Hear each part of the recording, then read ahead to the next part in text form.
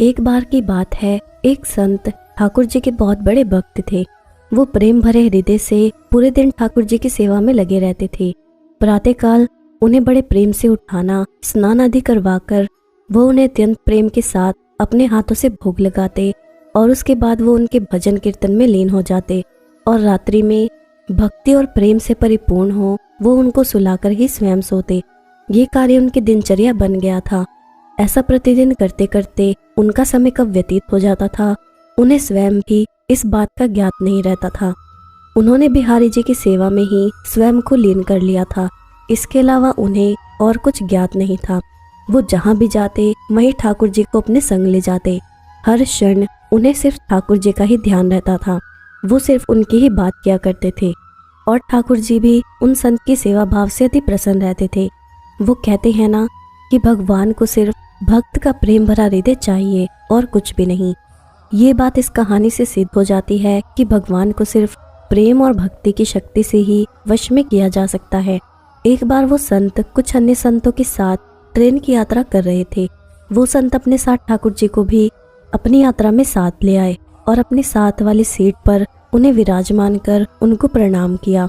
अब उन संत ने अन्य संतों के साथ मिलकर प्रभु की भक्ति में ओतप्रोत होकर प्रभु भजन और कीर्तन आरंभ कर दिया। प्रभु के भजन और कीर्तन की समाप्ति के पश्चात वो सभी संत प्रभु की भक्ति की चर्चा में लीन हो गए और कब उनकी मंजिल आ गई उन्हें पता भी नहीं चला। सभी संत एक साथ ट्रेन से नीचे उतरे, स्टेशन से बाहर आ गए और आश्रम पहुंच गए। आश्रम में पहुंचकर जब उन संत का भोजन का समय हुआ तो उन संत ने सोचा कि ठाकुर जी के भोग का समय हो चुका है। बिना ठाकुर जी को भोग लगाए मैं भोजन कैसे ग्रहण कर सकता हूँ। और वो ठाकुर जी को भोग लगाने के लिए भोग की तैयारी करने लगे। किंतु ये क्या, जब वो संत भोग लगाने के लिए ठाकुर जी को अपने बक्से में से निकालने लगे तो ठाकुर जी वहां पर विराजमान नहीं थे। ये दृश्य देखकर संत को बहुत आघात लगा। वो अपने चारों तरफ ठाकुर जी को ढूंढने लगा किंतु ठाकुर जी नहीं मिले।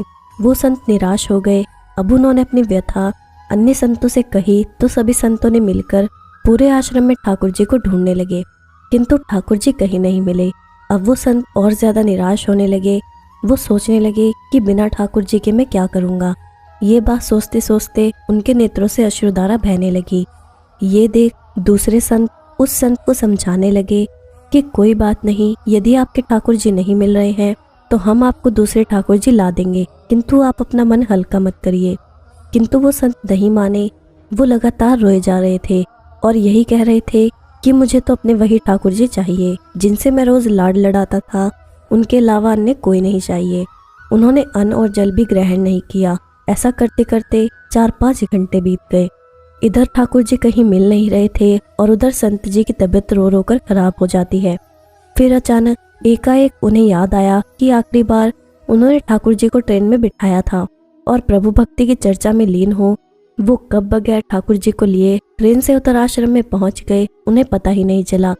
ये बात सुनते ही सभी संतों ने उस संत से कहा कि अब तो 4-5 घंटे बीत गए हैं, वो ट्रेन बहुत दूर चली गई होगी।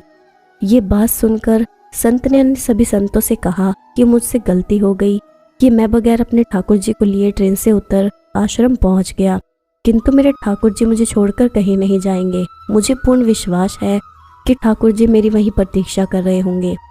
एक भक्त का अपने प्रभु के प्रति ऐसा आत्मविश्वास देखकर वहां उपस्थित सभी संत उस संत को साथ लेकर स्टेशन की ओर चल दिए। स्टेशन पहुंचकर संतों ने स्टेशन मास्टर को अपनी सारी कहानी सुनाई। ये बात सुनकर स्टेशन मास्टर ने संतों से कहा कि एक ट्रेन पिछले 4-5 घंटे से स्टेशन पर ही खड़ी है। हम सभी बहुत परेशान हैं कि बिना किसी तकनीकी समस्या के वो ट्रेन आगे क्यों नहीं बढ़ रही।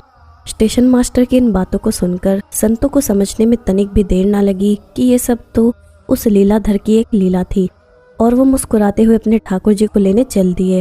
ट्रेन की बोगी में पहुंचकर जब उन संत ने ठाकुर जी को देखा तो ऐसा लगा मानो जैसे वो एक बच्चे की भांति बैठकर अपने पिता का इंतजार कर रहे हों कि कब उसके पिता आएंगे और उसे ले जाएंगे।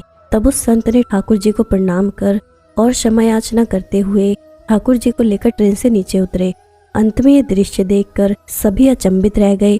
वो संत जैसे ही ठाकुर जी को लेकर ट्रेन से नीचे उतरे वैसे ही वो ट्रेन भी चल दी जो बिना किसी तकनीकी समस्या के स्टेशन पर पिछले 4-5 घंटे से खड़ी थी। वहां खड़े सभी सज्जन पुरुषों ने भक्ति की शक्ति का यह दृश्य देखकर सभी ने ठाकुर जी के चरणों में शतशत प्रणाम किया और आश्रम की ओर चल दिए।